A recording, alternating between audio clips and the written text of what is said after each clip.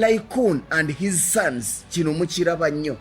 Kino ekibumbe kyazuulwa Roma, kiri mu Vatican Museum, kibalirwamu emyaka wakati w'2045 n'emyaka 2029. Ekibumbe ekiddako obukadde kye kya Venus de Milo, kino baakizuula kazinga ake Greece, kirina obukadde wakati w'emyaka 2015 n'emyaka 2017.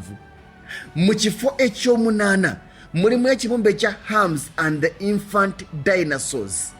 Kino ekibumbe baakizuula Olympia mu Greece, kirina obukadde bwa myaka 24,000.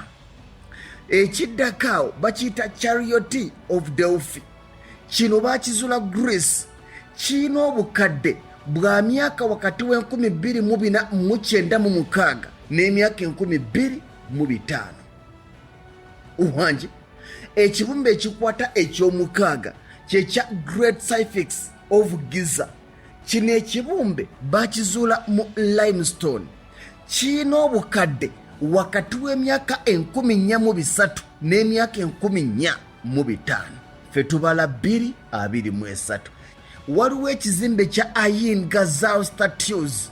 Kino ekibumbe kyolaba kyazuulwa mu Ayin Gazal e Jordan, kirina obukadde bwa myaka 9.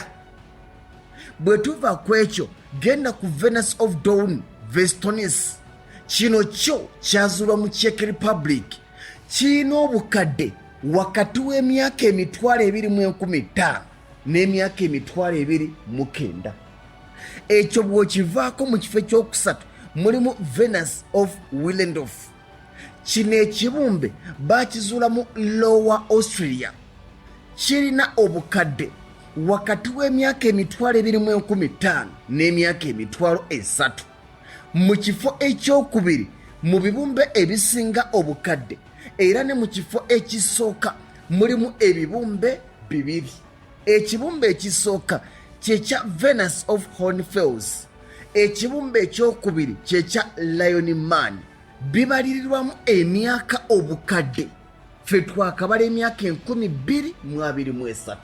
Bino ebibumbe bibalirirwamu emyaka wakati w'3,500 n'emyaka 4,000.